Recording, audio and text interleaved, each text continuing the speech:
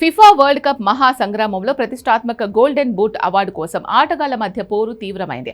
అద్భుతమైన ఫామ్లో ఉన్న అర్జెంటీనా ఫుట్బాల్ దిగ్గజం లియోనల్ మెస్సీ తన మాయాజాలంతో ఈ రేసులో అగ్రస్థానానికి దూసుకొచ్చాడు. ఫ్రాన్స్ స్టార్ ఎంబాపే అతనికి గట్టి పోటీ ఇస్తున్నాడు. అర్జెంటీనా స్టార్ ఆటగాడు లియోనల్ మెస్సీ ఎప్పట్లాగానే ప్రపంచవ్యాప్తంగా ఉన్న అభిమానులను మరోసారి ఉర్రూతలూగిస్తున్నాడు.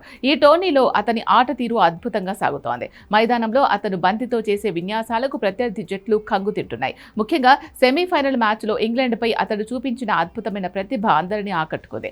ఆ కీలక పోరులో తన జట్టు విజయానికి 2 అద్భుతమైన పాస్లు అందించి విజయంలో కీలక పాత్ర పోషించాడు. ఈ అద్భుత ప్రదర్శనతో టోర్నీలో అత్యధిక గోల్స్ చేసిన ఆటగాడికి ఇచ్చే ప్రతిష్టాత్మక గోల్డెన్ బూట్ అవార్డు రేసులో మెస్సీ అందరికంటే ముందు వరుసలో నిలిచాడు.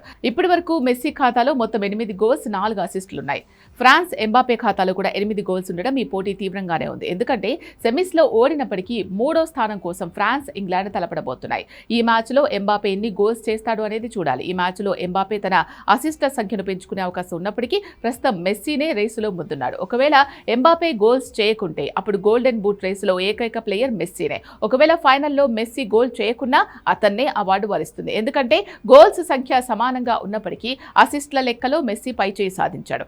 మెస్సీ 4 అసిస్టులు చేయగా ఎంబాపే ఖాతాలో 2 అసిస్టులు మాత్రమే ఉన్నాయి. నిబంధనల ప్రకారం గోల్స్ సంఖ్య సమానంగా ఉన్నప్పుడు అసిస్ట్ల ఆధారంగా విజేత నిర్ణయిస్తారు. కాబట్టి ప్రస్తుతం మెస్సీనే ఆధిక్యంలో ఉన్నాడు. ఆదివారం జరిగే ఫైనల్లో స్పెయిన్తో అర్జెంటీనా తలపడనుంది. ఈ మ్యాచ్లో గెలిస్తే అర్జెంటీనా వరుస 2వ ప్రపంచ ఛాంపియన్గా నిలవడమే కాకుండా మెస్సీ తన కెరియర్లో తొలిసారిగా ప్రపంచ కప్ గోల్డెన్ బూట్ను గెలుచుకునే అవకాశం ఉంది.